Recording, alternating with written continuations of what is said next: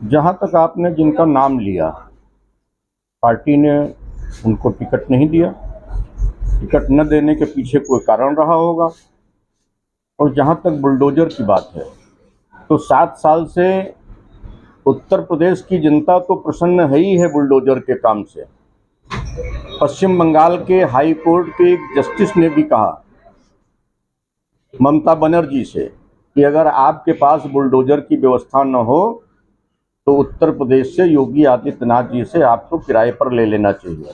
आप देश की बात छोड़ दीजिए, फिलीपींस में आक्रमणकारियों और आतंकवादियों को भगाने के लिए वहां भी बुलडोजर को अपनाने का काम फिलीपींस की सरकार ने भी किया है।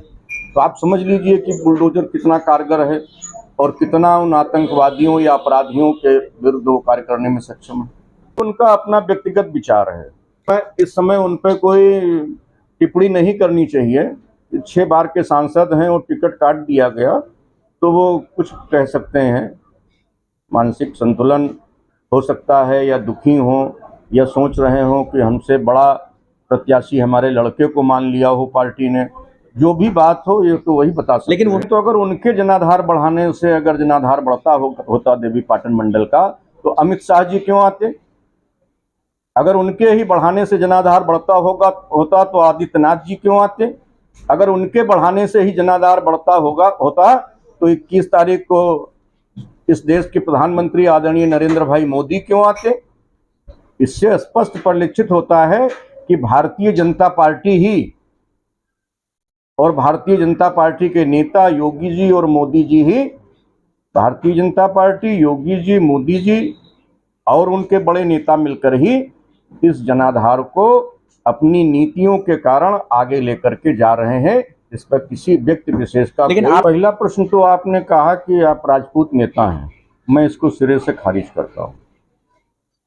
हम ब्राह्मण बाहुल्य क्षेत्र में, जहां बहुत कम मत प्रतिशत में ठाकुर हैं, और ये हमारे क्षेत्र के मतदाताओं की कृपा हमारे ऊपर है और भारतीय जनता पार्टी की कृपा है कि वो बार बार मुझे टिकट दे करके, और उनकी भारतीय जनता पार्टी की गरीबों को देने वाली जो नीति है, चाहे किसान सम्मान निधि हो, चाहे प्रधानमंत्री आवास हो, चाहे इज्जत घर हो, चाहे हर घर बिजली हो, चाहे हर घर नल हो, चाहे हमारे प्राथमिक विद्यालय या जूनियर हाई स्कूल की मरम्मत हुई हो, चाहे एएनएम सेंटर का कायाकल्प किया गया हो, चाहे पेंशन 300 से बढ़ा करके 1000 की गई हो, कुष्ठ रोगियों को 3000 रुपये पेंशन दी जा रही हो।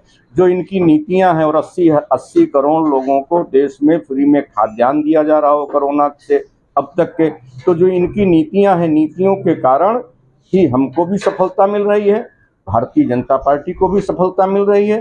अगर कोई ये कहे कि हम पार्टी से बड़े हैं, जिस दिन किसी भी व्यक्ति की, राजनीतिक व्यक्ति की ये सोच हो जाती है कि हम संगठन और पार्टी से बड़े हैं, उसी दिन वो समाप्त हो जाता है।